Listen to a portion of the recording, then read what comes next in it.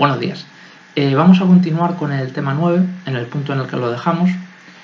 Como sabéis, estábamos hablando de las asambleas legislativas de las comunidades autónomas, de los parlamentos autonómicos, y vamos a continuar con el subepígrafe 2.4, que era donde nos habíamos quedado, que se refiere a las funciones de las asambleas legislativas. Estas funciones vienen reguladas en los estatutos de autonomía. Como regla general, cumplen las funciones propias y tradicionales de los parlamentos modernos: función representativa, función legislativa, función presupuestaria y función de impulso y control de la acción del gobierno. Además, le corresponden otras funciones particulares fruto de la configuración que la Constitución y los estatutos de autonomía determinan en cada caso. A continuación, examinaremos las citadas funciones. Función representativa. Los parlamentos autonómicos asumen la representación del pueblo, de la ciudadanía, que integra la población de la comunidad autónoma. Todos los estatutos de autonomía proclaman esta representación, que es fruto de la legitimidad democrática surgida de las elecciones autonómicas. La legitimidad que le otorga haber sido elegida por los ciudadanos es el fundamento del conjunto de funciones y competencias de la Asamblea Legislativa y refuerza su posición ante el resto de instituciones de autogobierno autonómicas. Habíamos visto en temas anteriores que a nivel nacional las Cortes Generales son el único órgano que tiene una legitimidad democrática directa, en el sentido de que son los ciudadanos los que de forma directa han elegido a los diputados y senadores, mientras que el presidente del gobierno, el gobierno tiene una legitimidad democrática indirecta, en el sentido de que el presidente del gobierno no ha sido directamente elegido por los ciudadanos, sino que los diputados elegidos por los ciudadanos han elegido al presidente del gobierno. Por tanto, digamos que hay un eslabón intermedio, que son los diputados, que provoca que no exista una relación directa entre la voluntad popular y la elección del presidente del gobierno, en el sentido de que no son los ciudadanos los que eligen a la persona que va a ocupar la presidencia del gobierno, sino que son los ciudadanos los que eligen a los diputados, y estos, conforme a la libertad de la que gozan, dado que en España no existe un mandato imperativo, pues eligen al presidente del gobierno. Bien, por tanto, como os he dicho, a nivel autonómico sucede lo mismo que a nivel nacional.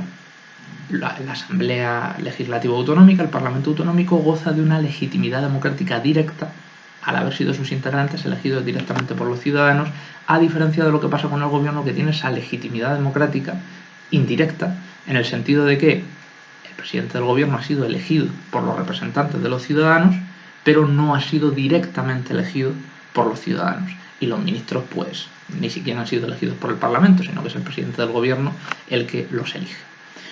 Pasamos a la siguiente función, función legislativa. En sentido estricto, esta función, que se materializa en la aprobación de las leyes autonómicas, es monopolio de la Asamblea, si bien ésta puede realizar delegaciones en el gobierno autonómico para que éste dicte determinadas normas con rango de ley que reciben el nombre de decretos legislativos. Además, algunos estatutos de autonomía permiten al gobierno autonómico dictar decretos leyes, es decir, disposiciones legislativas provisionales que deberán ser posteriormente validadas por la Asamblea Autonómica después de un debate y votación de totalidad. Lo mismo, son unas instituciones legislativas, son unas figuras legislativas muy similares a las que hemos visto a nivel de Cortes Generales, es decir, los famosos decretos leyes, porque en una situación de urgencia, etcétera, el gobierno puede dictarlos y luego tendrá que ser el Parlamento el que ratifique, pues, el contenido de ese decreto ley, el que lo valide.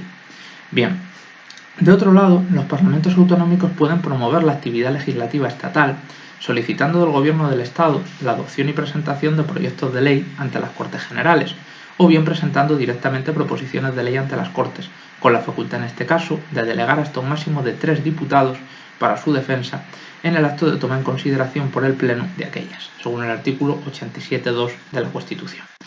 Esta es una, herramienta que no es muy conocida a nivel, de los medios de comunicación, pero en alguna ocasión se ha llevado a cabo. Es decir, realmente, como en España vivimos en un régimen de partidos, es poco común que una determinada comunidad autónoma envíe representantes al Parlamento regional para plantear una proposición de ley, porque en esa comunidad autónoma gobierna un partido que tiene diputados en el Parlamento nacional, y ese partido, a través de los diputados que tiene en el Parlamento estatal, es el que plantea la proposición de ley. Pero bueno, cuando desde un punto de vista simbólico se quiere demostrar que el gobierno autonómico, que las instituciones, el gobierno autonómico no, el Parlamento autonómico tiene, digamos, un interés especialmente singular en una determinada ley, pues porque afecta de una forma muy directa a los intereses de la gente que vive allí, de la población de la comunidad autónoma, pues sí que se puede utilizar esta figura, recogida en el artículo 87.2 de la Constitución, que permite pues, al Parlamento autonómico promover la actividad legislativa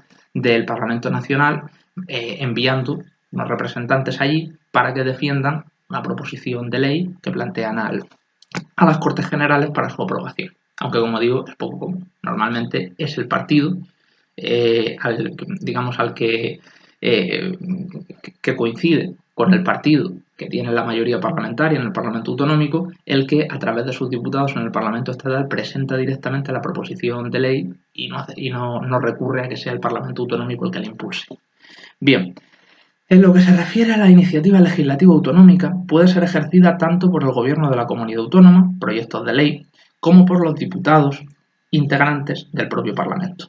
Las leyes autonómicas, una vez aprobadas por el Parlamento Autonómico, serán promulgadas por el presidente de la comunidad, en nombre del Rey, y publicadas en el Boletín Oficial del Estado y en el Boletín Oficial de la Comunidad Autónoma. Por tanto, se vuelve a dar la dicotomía proposiciones de ley planteadas por un grupo parlamentario, proyectos de ley planteados por el gobierno autonómico. Es decir, son las mismas figuras que podemos ver a nivel del Parlamento Nacional. También se reconoce la iniciativa legislativa popular a nivel autonómico. Esta iniciativa implica que un grupo de ciudadanos promuevan la aprobación de una ley y, aportando un determinado número de firmas, lleven su proyecto al Parlamento para que éste lo vote, cosa que deberá hacer si los ciudadanos recogen el número de firmas legalmente marcado en el Estatuto de Autonomía o norma que lo desarrolle, y cumplen los demás requisitos allí dispuestos. Eso sí, el Parlamento no tiene la obligación de aprobar la iniciativa ciudadana, sino solo votarla, pudiendo rechazarla perfectamente. Esto mismo ya lo habíamos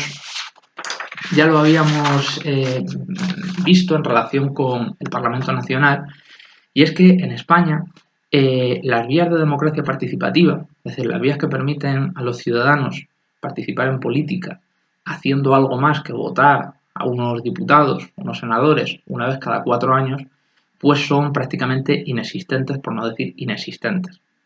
Mientras que hay otros países en los que, recogiendo un determinado número de firmas, por ejemplo en Suiza, los ciudadanos pueden forzar que se convoque un referéndum para discutir pues si debe derogarse una determinada ley o debe aprobarse, digamos, una determinada proposición relativa pues, a aspectos de política general, mientras que en esos países los ciudadanos gozan de esas armas para influir directamente en la política.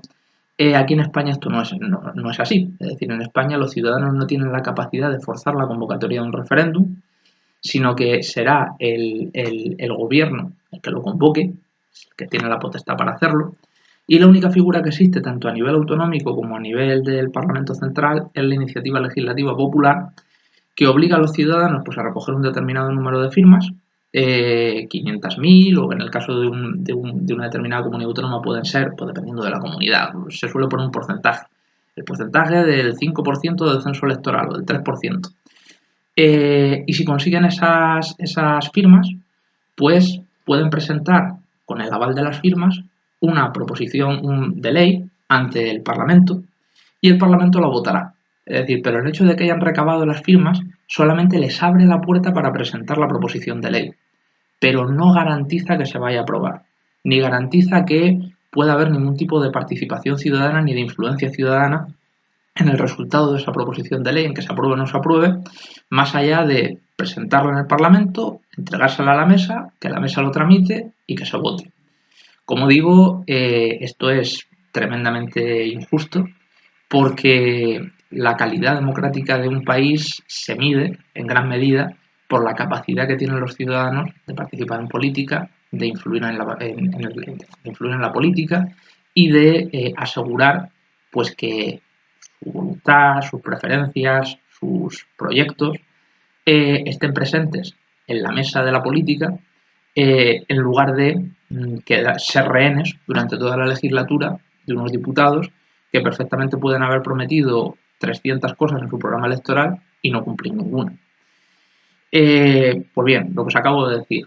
A nivel autonómico tenemos el mismo déficit democrático que a nivel del Parlamento Central y lo único que pueden hacer los ciudadanos para intentar que se escuche su voz más allá de la votación de sus diputados una vez cada 4 años es presentar una iniciativa legislativa popular que, como digo, solamente servirá para que, si se obtiene el número de firmas suficiente para avalarla, que suele aparecer en los estatutos de autonomía a nivel autonómico cuántas firmas hacen falta, el proyecto de ley que los impulsores de la iniciativa legislativa popular han esbozado, han, digamos, redactado, se lleve a la mesa del Parlamento regional y el Parlamento regional, el Parlamento autonómico, la vote. Si una mayoría de diputados votan que sí, se aprobará. Si votan que no, pues esas firmas no habrán servido absolutamente para nada. Sería tremendamente beneficioso para la calidad democrática del país, como os he dicho, que a nivel constitucional se hiciesen las reformas necesarias, pues para que los ciudadanos pudiesen convocar ellos mismos, reuniendo un determinado número de firmas, referéndum vinculantes, en los cuales pues se propusiese la aprobación de una determinada ley, se propusiese la derogación de otra que los ciudadanos entiendan que es negativa para sus derechos, para su futuro. Y si una mayoría de la gente vota a favor de la propuesta, pues que las autoridades políticas tengan la obligación de aceptar el resultado de ese referéndum. Ya digo, esto no es una locura, tal y como vimos en temas precedentes. En Europa hay varios países que tienen establecido el referéndum vinculante a instancia ciudadana como institución de democracia participativa, y no solamente esto, sino que a nivel latinoamericano hay otros países que han establecido otras medidas de democracia participativa, como por ejemplo la revocación de mandato, que garantiza que si un determinado número de electores entienden que un representante elegido por ellos les ha traicionado, pues puedan recoger el número de firmas que marca la ley, forzar una consulta sobre si ese representante tiene que seguir en su puesto, y si hay una mayoría de electores que dicen que no, aunque estemos a mitad de legislatura, se le revoca el cargo y se tienen que convocar nuevas elecciones. Bien, vamos a hablar ahora de la función de impulso y control de la acción política y de gobierno. Como hemos visto en temas anteriores, es una función elemental en todo sistema parlamentario y corresponde ejercerla al Parlamento. Así, las asambleas legislativas ejercen funciones de control e impulso sobre el gobierno autonómico, que son análogas a las que las Cortes Generales ejercen sobre el gobierno del Estado. Todos los estatutos de autonomía aluden a esta clase de funciones que son desarrolladas por los reglamentos parlamentarios y leyes especiales de desarrollo estatutarias. En cualquier caso, esta función de control e impulso tiene dos clases de manifestaciones: las que implican una puesta en cuestión de la confianza del Parlamento hacia el Gobierno y las que simplemente se limitan al control e impulso ordinarios de la actividad de este último. El control e impulso ordinario de la actividad de gobierno se materializa en preguntas, interpelaciones, proposiciones no de ley, comparecencias del presidente del gobierno y los miembros del mismo ante la Cámara, comisiones de investigación, mediante las que el Parlamento pide explicaciones al Ejecutivo sobre sus actuaciones, las controla, le reprocha aquellas que considera contrarias a los intereses de los ciudadanos y le reclama la toma de medidas en el marco de sus competencias. Como hemos visto, refiriéndonos a las Cortes Generales, esta, digamos, actividad de control al gobierno no tiene unos efectos jurídicos, digamos, que se materialicen, pues por ejemplo, en el cese de un ministro, o que se materialicen en la aprobación de una determinada ley, o que se materialicen en el cese del presidente del gobierno, sino que básicamente lo que pretenden es, por una parte, asegurar que la actividad del gobierno se ponga sobre la mesa y los ciudadanos puedan conocer el contenido de dicha actividad a través de las comparecencias del presidente del gobierno y de sus consejeros autonómicos, estamos hablando de gobierno autonómico, en el Parlamento, para responder a las preguntas que le hagan los diputados autonómicos, y también pues, para dejar en evidencia cuáles son, digamos, las malas políticas del gobierno autonómico que han provocado que haya una mayoría del Parlamento autonómico que no está de acuerdo con ellas. Por ejemplo, proposiciones no de ley en las cuales se reprueba un consejero. Se dice el consejero de Agricultura no está desarrollando bien sus funciones porque ha dejado desamparados a los agricultores que se dedican al cultivo del tomate. y se hace una moción para reprobarle, para dejar la constancia de que el Parlamento Autonómico no está de acuerdo con él y no le apoya, y si se aprueba esa moción no implica que se le vaya a cesar, porque el único que puede cesarle es el presidente del gobierno, pero sí que se deja constancia de que no cuenta con el apoyo, con la confianza de la mayoría parlamentaria que representa al cuerpo electoral de la comunidad autónoma, y eso pues a nivel de imagen, a nivel mediático es muy negativo para la imagen del gobierno autonómico. Y bueno, y finalmente las comisiones de investigación también las habíamos estudiado. Las comisiones de investigación lo que buscan es poner luz sobre pues, un determinado asunto de corrupción, de mala gestión por parte del gobierno autonómico, mediante una comisión integrada por un conjunto de diputados autonómicos, representantes de los distintos grupos, que tienen la potestad de investigar qué es lo que se ha hecho mal, trayendo testigos, pidiendo documentación a otras instituciones, forzando la comparecencia de miembros del gobierno, y al final esa comisión de investigación alcanzará unas conclusiones que se pondrán por escrito, en las cuales, pues, evidentemente serán conclusiones que responderán a lo que la mayoría del Parlamento considere. De tal forma que puede suceder que si el partido del gobierno y sus aliados tienen mayoría en el Parlamento, pues aunque sean culpables de la mala gestión que se les imputa, pues finalmente queden absueltos. Bueno, queden absueltos, realmente no hay condena judicial ni condena que implique una sanción, es decir, es todo, digamos, a nivel de imagen, es decir, a nivel de que en las conclusiones se diga si ha existido esa mala gestión, si hay culpabilidad por parte de las autoridades del gobierno autonómico, pero como digo, eso no va a tener ninguna consecuencia legal frente a ellos, simplemente va a ser a nivel mediático, es decir, a nivel de que su imagen quede mal ante los ojos de los ciudadanos. Y ya digo, como va a ser la mayoría parlamentaria la que determine las conclusiones de la comisión de investigación, puede suceder que el gobierno sea inocente, pero se le termine declarando, entre comillas, culpable, se termine diciendo en las conclusiones, pues que hay elevados indicios de que cometió un delito, hay elevados indicios de que su gestión no fue conforme a la ley, o que se diga que su gestión fue nefasta y causó un grave daño al interés general. O puede ser que sea culpable, pero tenga una mayoría parlamentaria que lo avala y se diga todo lo contrario, que lo hizo todo maravillosamente bien, etcétera, etcétera. En el fondo, estas comisiones de investigación, como digo, no suelen ser demasiado útiles, suelen básicamente utilizarse, pues eso, para que salgan los medios de comunicación que el gobierno lo ha hecho muy mal, pero realmente la única autoridad que tiene, tanto a nivel de medios, es decir, tanto a nivel de medios materiales para poder hacer una buena investigación, como a nivel de consecuencias legales, es la judicial. Es decir, una investigación que realiza un juez de instrucción, tanto por el hecho de que este juez de instrucción cuenta con unas herramientas de investigación superiores a las que tiene el Parlamento, como por el hecho de que tiene la capacidad de dictar una sentencia en la cual una autoridad independiente, o por lo menos en principio independiente, como es el juez, va a determinar si efectivamente ha habido un incumplimiento de la legalidad, se ha cometido un delito, se ha robado, etcétera, etcétera. Y además esa sentencia va a tener consecuencias penales de privación de libertad, pena de cárcel, etcétera, para los procesados. Pues como digo, realmente los procedimientos de investigación judicial, los procedimientos de instrucción penal, desde mi punto de vista, son infinitamente más idóneos para saber la verdad que las comisiones de investigación, que como digo, pues aparte de digamos, la menor posición a nivel de poder investigar, es decir, la menor capacidad de investigación que tiene esa comisión de investigación, pues aparte de eso, como digo, no goza de la objetividad y de la credibilidad de un juez, porque en el fondo está integrada por partidos políticos que cada uno quiere arrimar el ascua a su sardina. Bueno, en cuanto a las manifestaciones de la función de control que implican una puesta en cuestión de la confianza del Parlamento hacia el Gobierno, son básicamente la moción de censura, que al igual que en el Congreso de los Diputados deberá ser constructiva. Todos los estatutos de autonomía dicen que si se hace una moción al presidente autonómico hay que presentar otro candidato para que le sustituya. Y la cuestión de confianza planteada por el presidente del Gobierno autonómico, que es igual que a nivel estatal, a nivel del Parlamento Nacional y del Gobierno central.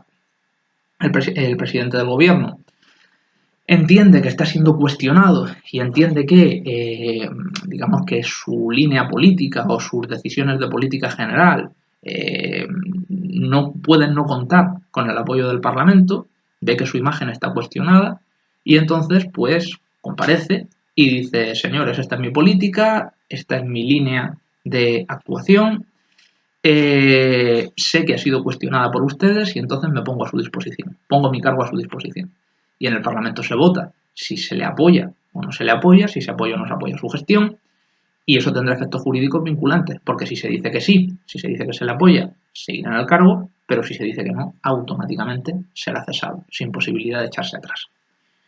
Bien, y bueno, y finalmente la función presupuestaria se encuentra íntimamente ligada a la función legislativa por cuanto los presupuestos autonómicos son, con sus peculiaridades, una ley. Lo que pasa es que ya vimos a nivel del Parlamento Nacional que la doctrina habla de función presupuestaria porque, aunque la ley de presupuestos es una ley, tiene una serie de particularidades, tanto su objeto, es decir, su objeto es singularmente relevante en el sentido de que establece el conjunto global de ingresos y gastos de la Administración General del Estado a nivel estatal y de la autonómica en el caso de la comunidad autónoma, pues también tiene unas particularidades como, por ejemplo, que solamente lo puede proponer el gobierno autonómico, no lo puede proponer un grupo parlamentario, o que las posibilidades de enmienda que tienen los grupos parlamentarios pues son muy limitadas, porque si por ejemplo en una determinada partida se quiere que en un punto de la partida se aumente el gasto, se tiene que proponer correlativamente una disminución idéntica al aumento que se ha pedido, o idéntica cuantitativamente, porque si no, no se podrá admitir la enmienda, no se podrá ni siquiera admitir a trámite. Es decir, por tanto, como digo, todas estas particularidades, digamos, la exclusiva iniciativa que tiene el gobierno para plantear la ley de presupuestos, nadie más lo puede plantear, y la limitada capacidad de enmienda que tienen los grupos parlamentarios, pues hace que la doctrina haya dicho que la función presupuestaria es distinta de la función legislativa.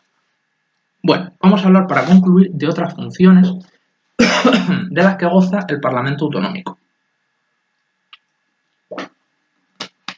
Entre ellas se encuentra la designación de los senadores autonómicos conforme al artículo 69.5 de la Constitución. Esto ya lo vimos en el tema 2. Es decir, aunque el grueso de los senadores son elegidos directamente por los ciudadanos, los parlamentos autonómicos tienen la capacidad de elegir a una porción variable de los senadores que no han sido elegidos por los ciudadanos hasta cubrir la totalidad de escaños del Senado.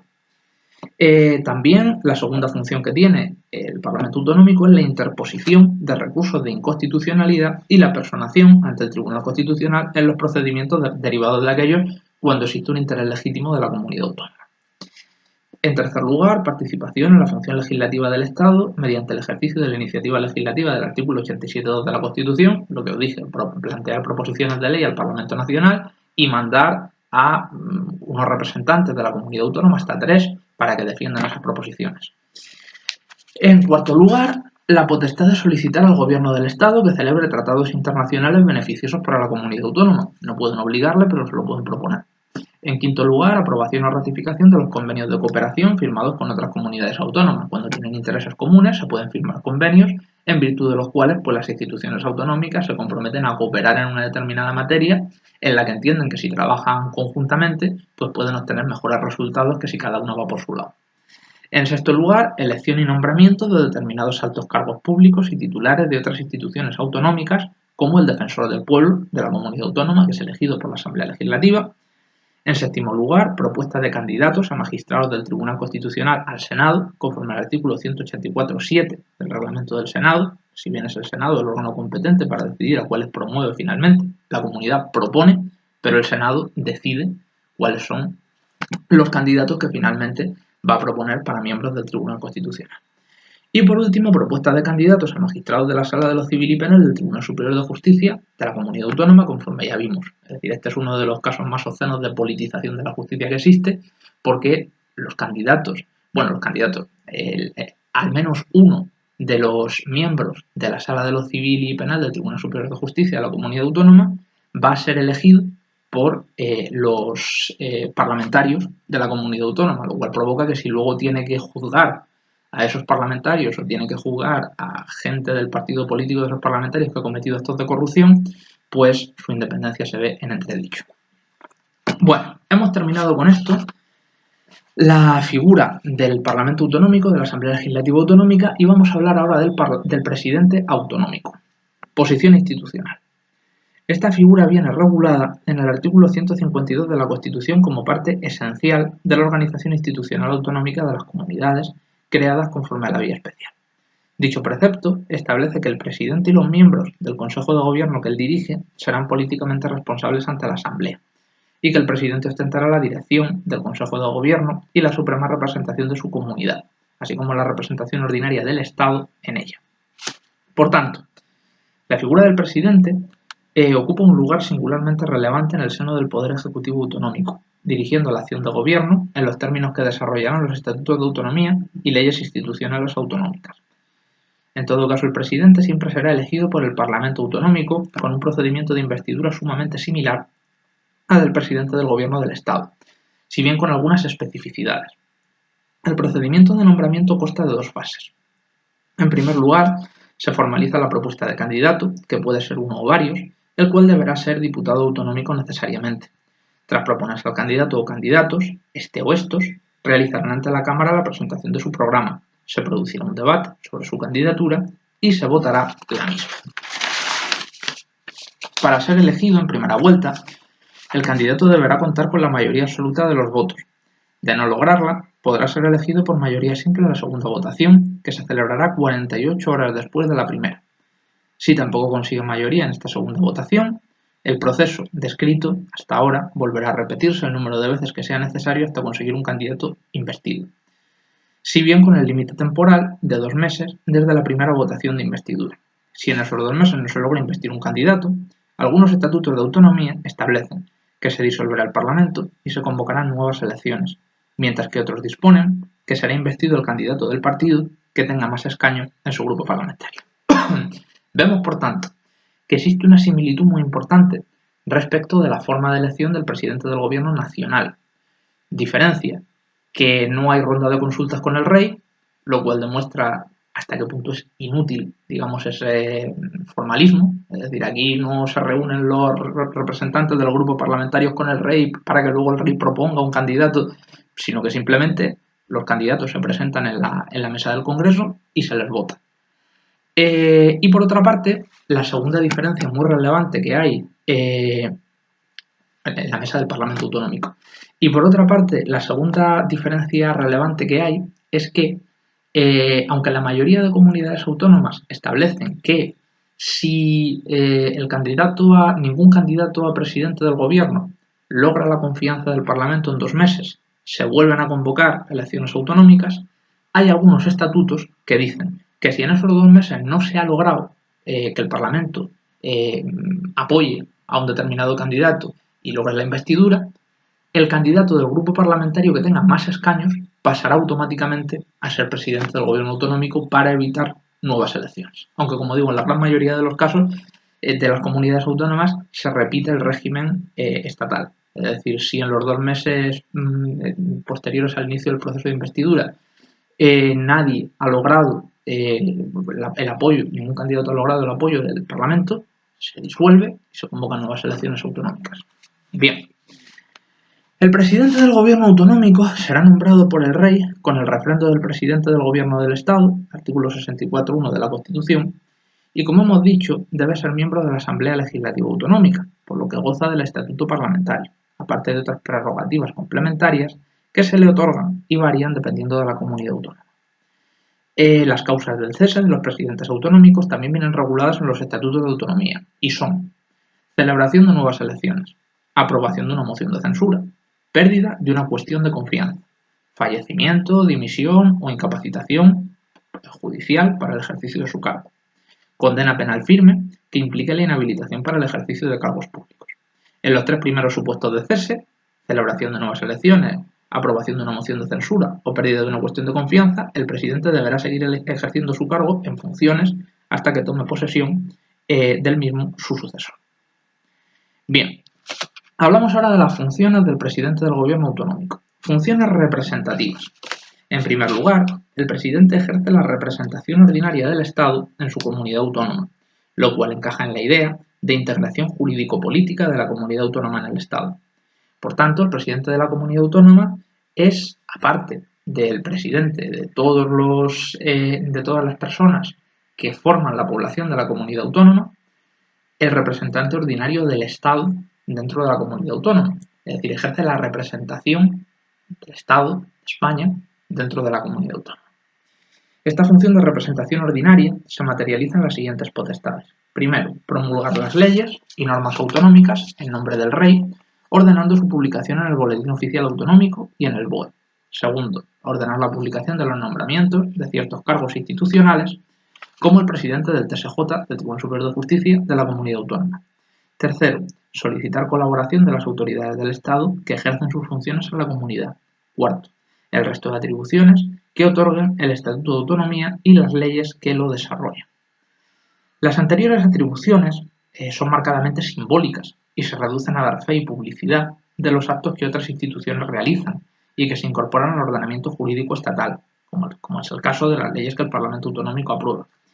Por tanto, se trata de una función representativa y simbólica, porque lo que el presidente autonómico firma no nace de su voluntad, sino que nace de la voluntad de otras instituciones que son las que le han dado contenido. Él se limita a rubricarlo para que tenga validez jurídica, pero ahí su voluntad es irrelevante. Él lo único que puede hacer es ratificar lo que otros han decidido.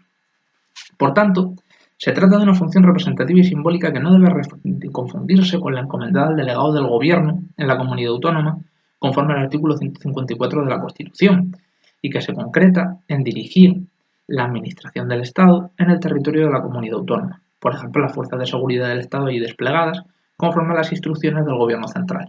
Es decir, el delegado del Gobierno, a diferencia del presidente autonómico, es una figura nombrada por el presidente del Gobierno que lo que hace es encargarse de aquellos servicios personales, materiales, de aquellos servicios como pueden ser la Guardia Civil, la Policía Nacional, que dependen de la Administración General del Estado y que operan dentro de la comunidad autónoma.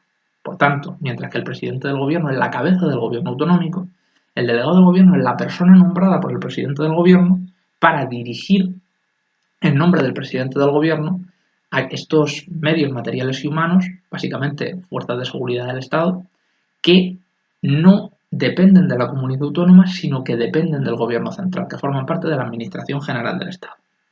Entonces, por eso el delegado del gobierno no realiza funciones simbólicas en absoluto, es decir, sino que da instrucciones, órdenes, coordina, pues, dirige, como digo, al conjunto de medios materiales y humanos dependientes de la Administración General del Estado y que están desplegados en el territorio de la comunidad autónoma. Entrando ahora en la función de representación suprema de la comunidad autónoma que tiene el presidente del gobierno autonómico, esta posee también un elevado contenido simbólico y protocolario, y se proyecta tanto dentro de la comunidad como fuera. Su contenido se concreta en funciones como la prestación del consentimiento de la comunidad en la firma de convenios y acuerdos de cooperación con otras comunidades, el mantenimiento de las relaciones con instituciones locales, autonómicas, estatales o internacionales, y el nombramiento de miembros de diferentes instituciones autonómicas. Como decimos, es una función simbólica porque las decisiones sobre los actos antedichos no las toma él, sino otras instituciones autonómicas, fundamentalmente la Asamblea Legislativa, y el presidente se limita a formalizar el contenido de tales decisiones que no son suyas. Pasamos ahora a otra función que esta sí que depende estrictamente de la voluntad del presidente del gobierno autonómico, que es la dirección del Consejo de Gobierno. El núcleo fundamental de las funciones encomendadas al presidente autonómico son las relativas a la dirección del Consejo de Gobierno de la comunidad autónoma. En cumplimiento de este cometido le corresponde, primero, nombrar y cesar a los consejeros y altos cargos que se determinan por ley. En segundo lugar, establecer las directrices generales de la acción gubernamental. En tercer lugar, convocar y presidir las sesiones del Consejo de Gobierno. En cuarto lugar, representar al Gobierno. En quinto lugar, resolver los conflictos de atribuciones entre los departamentos que integran el Gobierno y entre los órganos dependientes de los mismos. En sexto lugar, plantear al Parlamento, previa deliberación en sede del Consejo de Gobierno, la cuestión de confianza. Y en séptimo lugar, en su sesión de investidura, definir y exponer su programa político de gobierno. Por tanto, el presidente del gobierno autonómico es la cabeza del gobierno autonómico. Él es quien, exactamente igual que el presidente del gobierno a nivel del gobierno central.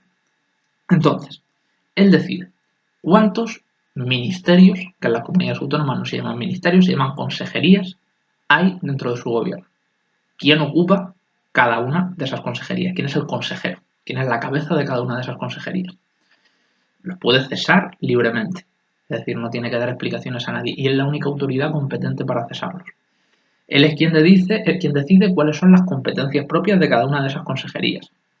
Él es quien decide si hay un conflicto entre dos consejerías, porque cada consejero entiende que una competencia es suya, quien resuelve ese conflicto. Es quien decide si se presenta una cuestión de confianza en el Parlamento, solamente tiene la obligación de deliberarlo previamente con el Consejo de Gobierno, pero él es quien decide finalmente si lo presenta o no lo presenta.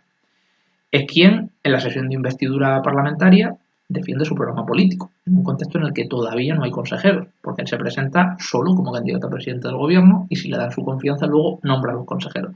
Por tanto, como digo, él es quien dirige el Gobierno, quien establece las directrices generales que deberán regir la acción de gobierno, quien determina las consejerías que van a integrar ese gobierno y quiénes son las personas que ocupan cada una de esas consejerías, como consejeros, como cabezas de las mismas. Aparte de las anteriores funciones, en algunas comunidades autónomas como Euskadi, Galicia, Andalucía o Cataluña, el presidente del gobierno puede acordar la disolución anticipada del Parlamento autonómico previa deliberación del Consejo de Gobierno. Todas estas atribuciones colocan al presidente del gobierno autonómico en el papel de auténtico jefe de gobierno en un contexto de sistema parlamentario. Bueno, hablamos ahora del gobierno autonómico, composición y estatuto personal de los miembros del gobierno. El artículo 152.1 de la Constitución establece que las comunidades autónomas constituidas por la vía especial del artículo 151 deberán tener un consejo de gobierno con funciones ejecutivas y administrativas, que actuará bajo la dirección del presidente de la comunidad autónoma. Dicho órgano está hoy presente en todos los estatutos de autonomía.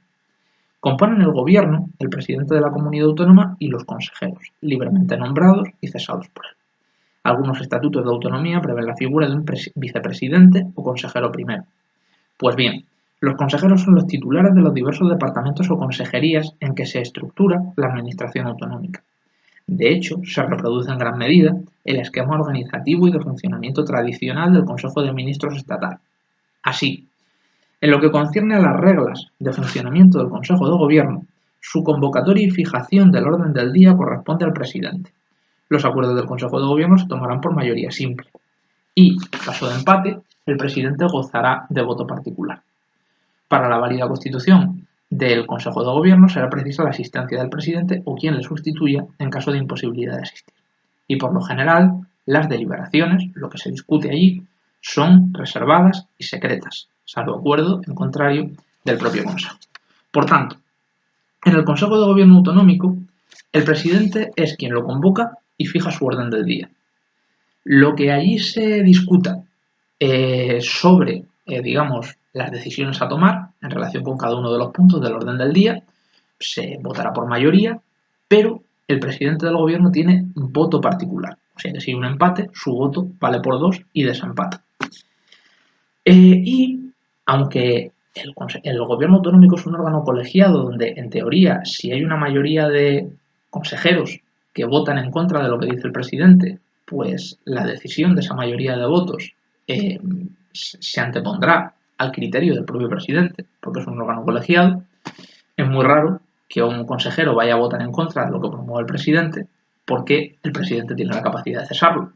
Entonces, como digo, aunque formalmente el Consejo de Gobierno es colegiado y si hay 10 consejeros o 11 consejeros y el presidente del gobierno y 7 votan una cosa en contra de lo que dice el presidente, pues esa cosa sale adelante.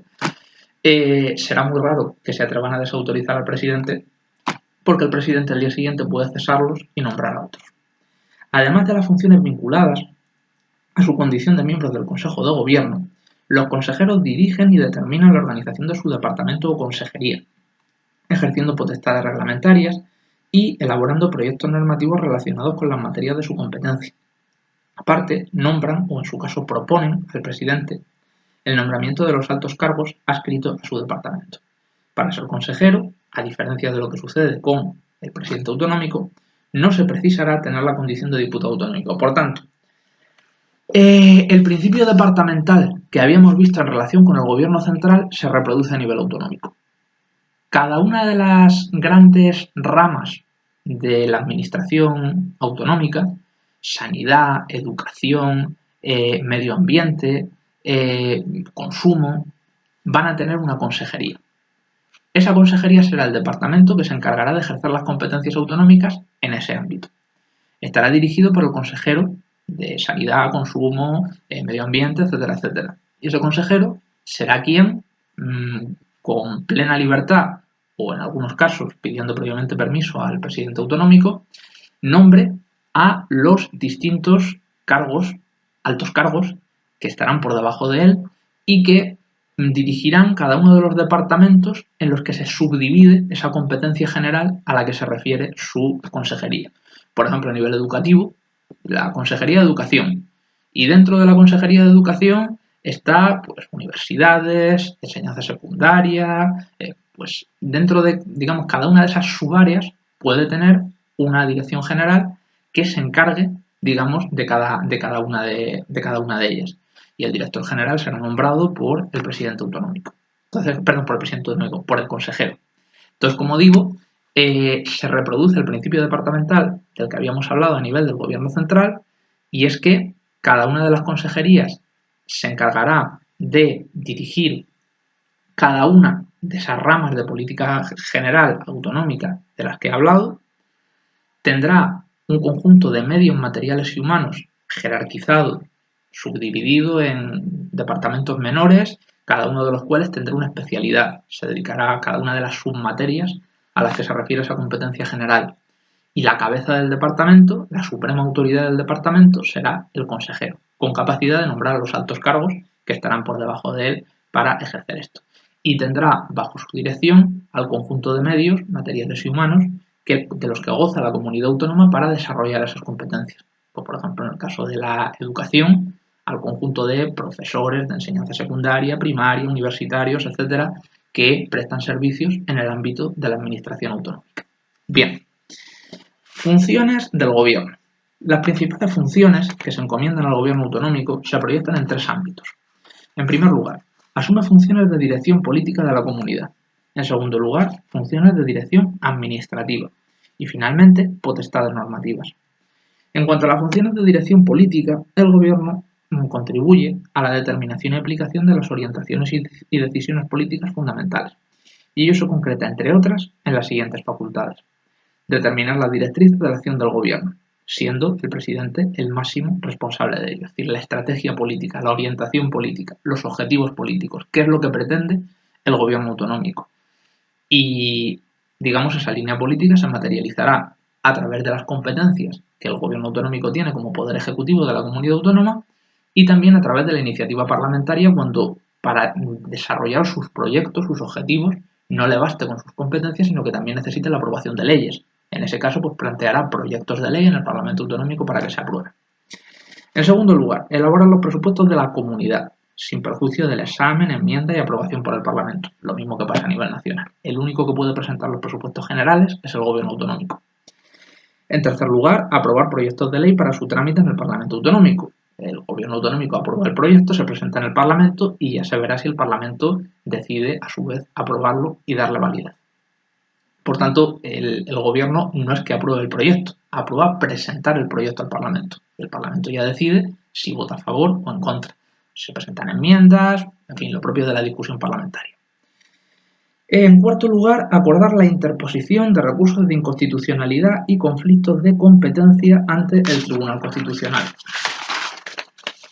En quinto lugar, participar de ciertas decisiones que, según el Estatuto de Autonomía, deben ser preceptivamente debatidas en su seno. Por ejemplo, la presentación de una cuestión de confianza ante el Parlamento por el presidente.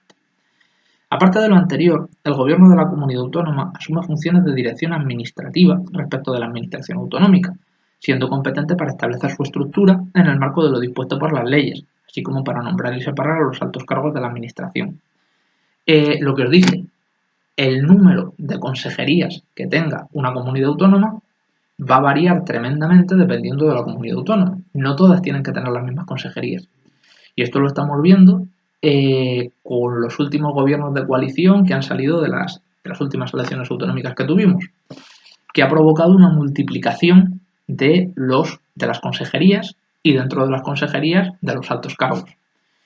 Y también lo hemos visto en el gobierno nacional, que tiene más ministerios creo que solo hubo un gobierno de Calvo Sotelo que tuvo el mismo número de ministerios, es decir, pero vamos, salvo ese, es el gobierno que ha tenido un mayor número de ministerios en toda España.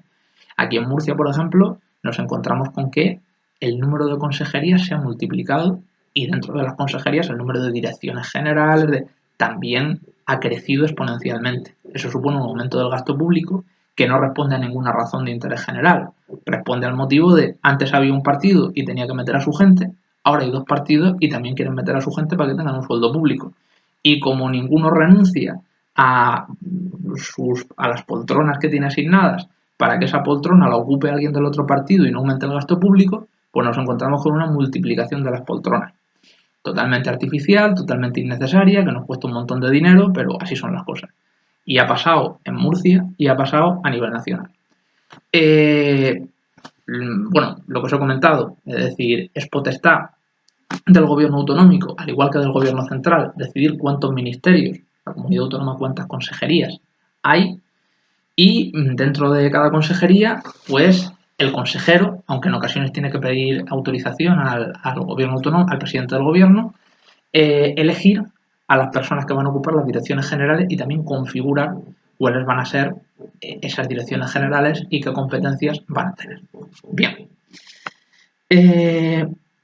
Por último, en lo relativo a las potestades normativas, se le atribuye al gobierno autonómico el ejercicio de la potestad reglamentaria, puede aprobar reglamentos, y también la potestad de aprobar normas con rango de ley, decretos legislativos, pero en este último caso solo si reciben una encomienda expresa para ello de la Asamblea Legislativa, teniendo una regulación muy similar a la de los decretos legislativos estatales. Y en relación con los decretos leyes, pues el Estatuto de Autonomía los prevé también.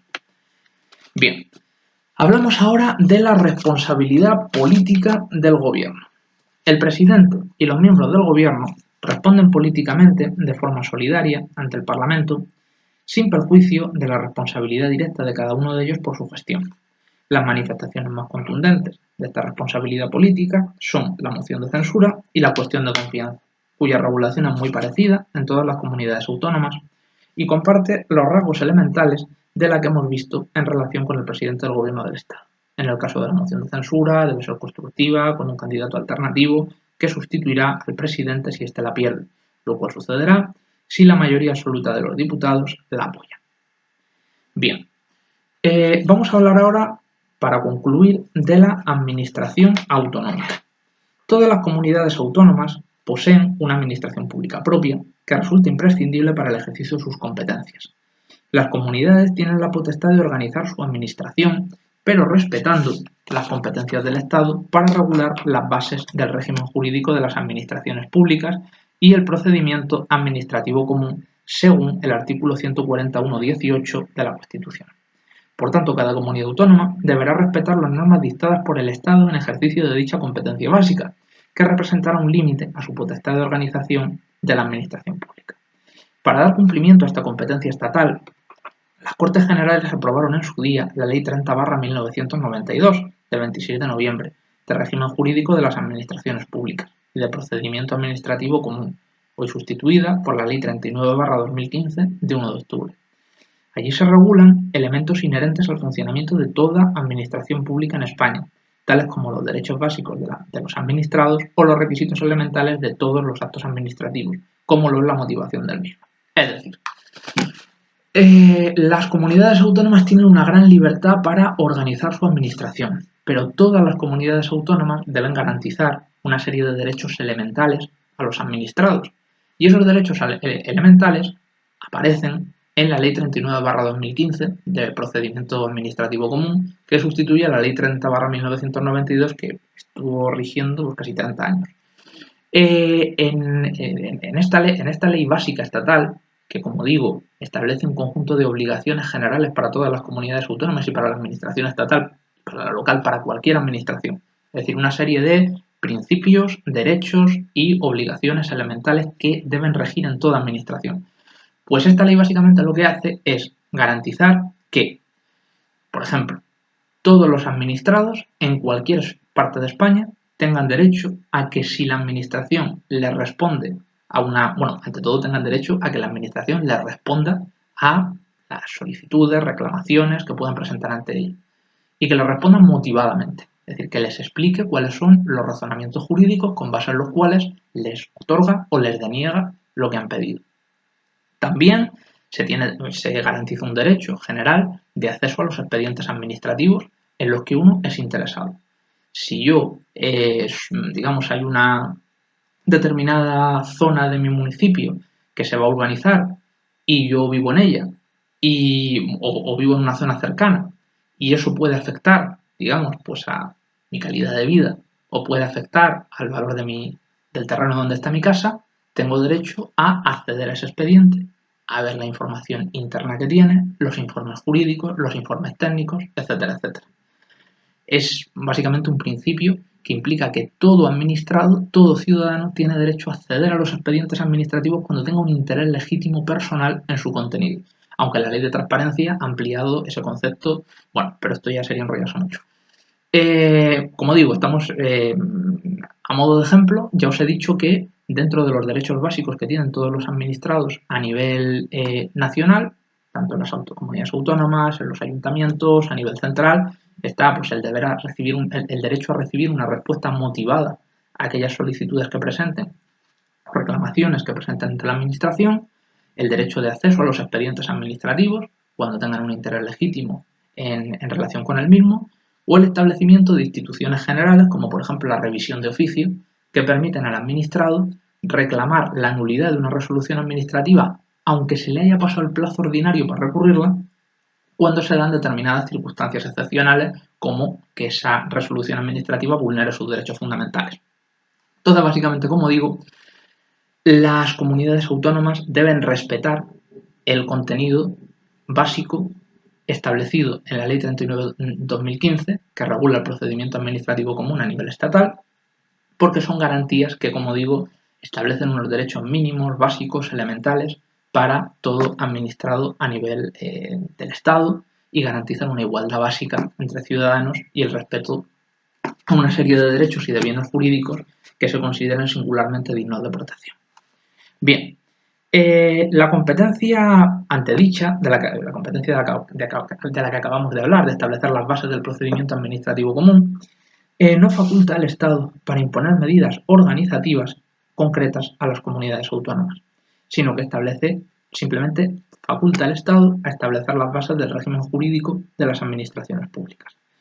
Así el Estado deberá respetar siempre las posibilidades de ordenación propias de las comunidades autónomas, que podrán conformar libremente la estructura orgánica de su administración, creando los órganos e instituciones que precisen para cumplir sus fines. En el diseño de su propia administración, las comunidades autónomas optaron unánimemente por una estructura departamental, análoga a la de los ministerios de la Administración General del Estado, que se organizan consejerías, cada una de las cuales estará dirigida por un miembro del Consejo de Gobierno. Cada consejería agrupa toda la organización y servicios dedicados al ejercicio de sus competencias en un área determinada de la Administración: educación, sanidad, servicios sociales.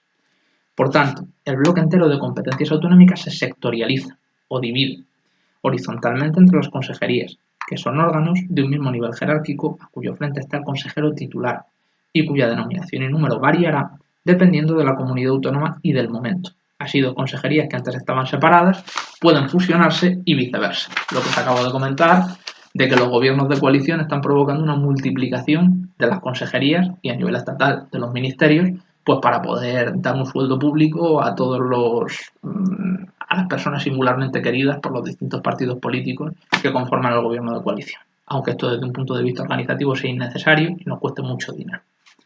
Bien, como se observa, dicha estructura es copia de la administración central, que se departamentaliza igualmente con un ministerio a la cabeza de cada área. En el caso autonómico, la consejería sustituye al ministerio y el consejero hace las funciones propias de ministro. De otro lado, en la administración autonómica también se aplica el principio de jerarquía consagrado en el artículo 103 de la Constitución. Dicho principio se refleja directamente en los estatutos de autonomía o en las leyes que lo desarrollan, y provoca que cada consejero autonómico sea la cabeza de su consejería.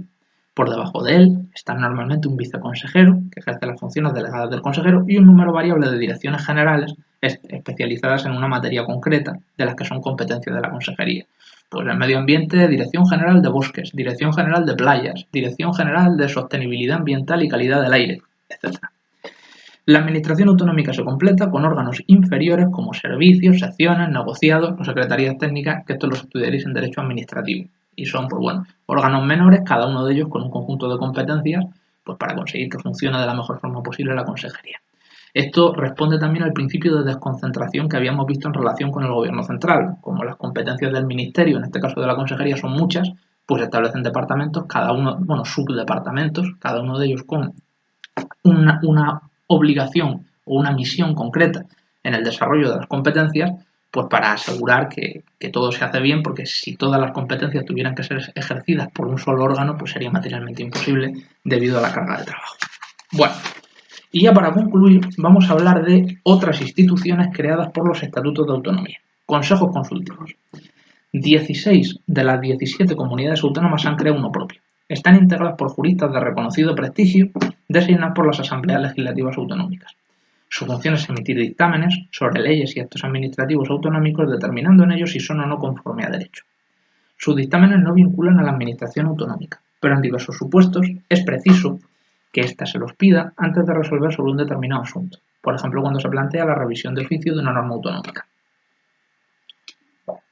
Por tanto, un consejo consultivo es un órgano asesor, un órgano que está compuesto por especialistas en derecho designados por la Asamblea Legislativa Autonómica y que se dedica a emitir informes cuando se le piden por parte del gobierno autonómico o del Parlamento autonómico o incluso de ayuntamientos, y también a emitir, aparte de esos informes potestativos que se le piden pues cuando hay dudas sobre la interpretación del derecho en relación con un asunto concreto, con otros informes obligatorios que siempre deberá, por imperativo legal, emitir, pues por ejemplo en los casos de la revisión de oficio. La revisión de oficio ya os dije que es un procedimiento administrativo especial en el que un administrado, un ciudadano, puede pedir que se anule un acto de la administración porque entiende que ha vulnerado sus derechos fundamentales. Por ejemplo, son causas extraordinarias porque la revisión de oficio se pide cuando se te ha pasado el plazo ordinario para impugnar. Si tenía 30 días, pues por ejemplo, en lugar de 30 días, que era el plazo que tenías para recurrir a esa resolución administrativa, presentas el recurso 6 meses después. Y claro, tiene que haber una razón de peso que la Ley 39/2015 de Procedimiento Administrativo Común las establece tasadamente, son un conjunto cerrado de motivos, entre los cuales destaca pues, que la resolución que se impugna vulnera tus derechos fundamentales. Pues en ese caso se tiene que abrir un procedimiento en el cual el Consejo Jurídico de la comunidad autónoma tiene que emitir un dictamen sobre si entiende que tu petición está ajustada a derecho o es irracional, es contraria a derecho, es carente de justificación. Claro, el gran problema que tienen los consejos jurídicos es que están elegidos por el Parlamento regional, entonces están muy politizados. Posiblemente sería mejor que los miembros de los consejos jurídicos fuesen elegidos por otras instituciones, colegio de abogados, la Academia de Jurisprudencia, quiero decir, instituciones donde haya personas que en principio son independientes y que son expertos en derecho y que son los que tienen, digamos, un mejor criterio para determinar quién es el más competente desde un punto de vista jurídico para estar ahí. Porque, claro, el hecho de que un parlamento elija a un órgano que tiene que emitir dictámenes sobre asuntos en los que los partidos de ese parlamento tienen un interés directo, pues afecta negativamente a la independencia de ese órgano. Entonces, ya digo, desde mi punto de vista, sería mejor que otros órganos independientes del poder político y directamente vinculados con el ejercicio del derecho fuesen quienes decidiesen quiénes son las personas que integran el Consejo Jurídico. Es cierto que los informes del Consejo Jurídico no son vinculantes, es decir, la autoridad política puede hacer lo que le dé la gana e incumplir y no respetar el contenido de esos informes. El informe le dice que entienden que tiene que estimar la reclamación del ciudadano y la autoridad no la estima, la desestima. Pero a efectos de una posible impugnación judicial de la resolución que dicte la administración, pues esos informes tienen mucho peso y normalmente los jueces les suelen hacer mucho caso. Entonces es un órgano que es relevante. Bien, hablamos ahora de los defensores del pueblo. Es un comisario parlamentario, lo elige el Parlamento Autonómico, de análogas características a la figura del artículo 54 de la Constitución, el defensor del pueblo estatal. Sus funciones se centran en supervisar la actuación de la Administración Pública Autonómica a fin de garantizar que respete los derechos del ciudadano. A tal fin, podrá requerir a las administraciones la información que precise para dilucidar si ese respeto se está dando y, cuando detecte conductas administrativas arbitrarias, emitirá advertencias y requerimientos a la administración para que corrija su proceder. La Ley 36/1985, pese a ser estatal, establece una serie de prerrogativas y derechos para todos los defensores del pueblo, tanto el estatal como los autonómicos, que abarca la inviolabilidad, la inmunidad y el fuero especial de cada uno de ellos. Como hemos visto, son figuras análogas a las de los diputados autonómicos, que también son inviolables y gozan de inmunidad, estableciendo igualmente que los defensores del pueblo autonómico coordinarán sus funciones con el defensor del pueblo estatal, quien podrá requerir su cooperación. Esto no afecta en absoluto su independencia, pues ejercen sus funciones sin dependencia jerárquica alguna respecto del defensor del pueblo estatal. Pueden coordinarse con él, pero no tienen que obedecer órdenes. El defensor del pueblo, básicamente, lo que hace es que cuando un ciudadano entiende que se han violado sus derechos y no ha acudido a la vía judicial, porque el ciudadano acude a la vía judicial, el defensor del pueblo no puede hacer nada, pues el ciudadano reclama ante él y el defensor del pueblo pide información a la comunidad autónoma. Le pide acceso a la documentación que considera relevante para resolver el caso, le pide informes, le pide que formule alegaciones y, una vez que ha escuchado a las dos partes y que ha accedido a esta documentación, emite un dictamen. En ese dictamen no puede obligar a la comunidad autónoma, a la autoridad que sea, consejero de tal, Universidad de Murcia, Parlamento Autonómico, no puede obligarle a que obedezca lo que dice el informe, pero sí que puede sacarle los colores. Sí que puede decirle, entiendo que usted ha violado el artículo tal de la ley tal por no dar acceso al expediente a este señor. Por tanto, le recomiendo que lo haga. Y puede ser que la autoridad autonómica no le haga caso, si bien quedaría tremendamente mal desde un punto de vista de su imagen pública. Eso sí, con ese informe del defensor del pueblo, el ciudadano puede acudir a los tribunales, y los tribunales es más que probable que le hagan caso al informe del defensor del pueblo. Entonces, básicamente, el defensor del pueblo, aunque no puede obligar a las autoridades a que cumplan sus recomendaciones, sí que es una figura que, por una parte, sirve para sacar los colores a esas autoridades, y normalmente suelen hacerle caso, normalmente, en ocasiones suelen hacerle caso, pues para evitar salir en la prensa como que han ignorado lo que les decía el defensor del pueblo. Y por otra parte, cuando el ciudadano que ha acudido al defensor del pueblo quiere luego acudir a los tribunales, pues es muy beneficioso para sus intereses tener una resolución del defensor del pueblo que dice que se han violado sus derechos, porque normalmente los tribunales le harán caso. Aquí en Murcia, la comunidad autónoma se cargó al defensor del pueblo, eliminó la figura, pues hace ya un montón de años, por 2010, 2009 creo que ya no existía el defensor del pueblo, pero era una institución, que por lo menos el último que hubo funcionaba bastante bien. Yo una vez tuve que acudir a él y me amparó, porque una resolución diciendo que se habían violado mis derechos. Entonces, es una figura que tampoco cuesta mucho, pero que evidentemente pues al gobierno autonómico no le interesa que exista, pues porque puede, sacarle los colores. Si es dócil, sí le interesa, pero el último defensor del pueblo que hubo no lo era, era bastante pro ciudadano, y yo creo que por eso se lo quitaron de encima. Pasa lo mismo ahora con el Consejo de Transparencia, que es una institución que en teoría sirve para garantizar que la comunidad autónoma dé acceso a los ciudadanos a aquellos expedientes, a aquella información pública que tengan derecho, y como a la comunidad autónoma eso no le interesa, pues tiene el Consejo de Transparencia, que en teoría funciona, pero lo tiene asfixiado económicamente. No le da funcionarios, no le da recursos materiales, están bajo mínimos, no tienen prácticamente recursos humanos, y entonces el Consejo de Transparencia, sus integrantes hacen todo lo que pueden para cumplir su función de fiscalización y de defensa de los derechos de los ciudadanos, del derecho a la información pública de todos los ciudadanos, pero lo tienen muy difícil porque no les dan dinero. Y no les dan dinero porque no les conviene que actúen y no les conviene que, pues eso, es decir, que permitan a la ciudadanía poder acceder a la información pública, a la información de expedientes controlados por la comunidad autónoma, que pues puedan servirles para evidenciar que la comunidad autónoma no está actuando bien o que está vulnerando sus derechos. Bueno, por último, vamos a hablar de los tribunales de cuentas. Son órganos designados por el Parlamento Autonómico cuyo objeto es el control de las cuentas públicas de la comunidad autónoma, enjuiciando la responsabilidad contable de quienes tienen a su cargo el manejo de bienes, caudales o efectos públicos, de forma análoga a como lo hace el Tribunal de Cuentas Central.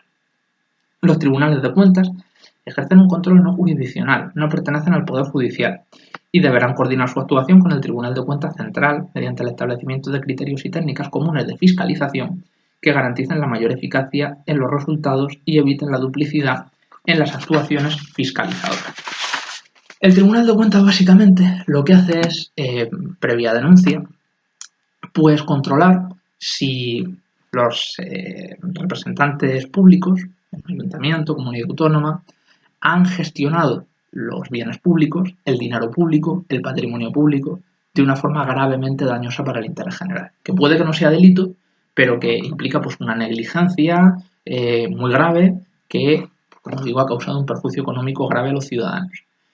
Por ejemplo, pues un alcalde que vende viviendas de protección oficial a un fondo buitre por el 10% del precio de mercado de esas viviendas. Es decir, se le denuncia al Tribunal de Cuentas, el Tribunal de Cuentas le dice, oiga, lo que usted ha hecho, yo no sé si usted ha cometido un delito, es decir, si usted le han sobornado para que haga esto, pero lo que está claro es que ha causado un daño terrible al interés general, porque estas viviendas valían 1.000 millones de euros y usted los ha vendido por 10 millones de euros. Es decir, y eso ha supuesto un perjuicio para el patrimonio público salvaje. Y el Tribunal de Cuentas tiene la competencia de dictar resoluciones donde se determina esa responsabilidad contable de la autoridad pública y sanciones. También puede sancionar. Es decir, usted ha provocado una pérdida de 300 millones de euros al patrimonio público, pues ahora le obligo a que lo pague. O le impongo una sanción económica que puede no ascender a tanto dinero, pero puede ser menor, como consecuencia del daño que usted ha causado. Entonces los tribunales de cuentas son instituciones muy útiles pues para, digamos, asegurar que el patrimonio público se gestione de una forma correcta, sin perjuicio de que si entienden que aparte de una negligencia grave en la gestión de lo público ha habido un delito, pues porque hay indicios de que se ha cometido una malversación o que se ha cometido un cohecho, un delito de cohecho, ha recibido un soborno a la autoridad pública que no gestiona mal el dinero público por falta de habilidad, sino porque quería lucrarse, pues el Tribunal de Cuentas puede elevarlo a la justicia para que el juez de instrucción competente empiece a investigar. Bueno, dejamos aquí el tema y el próximo día continuaremos ya con el último bloque del tema 9, que se refiere a las competencias de las comunidades autónomas. Bueno, seguimos en contacto.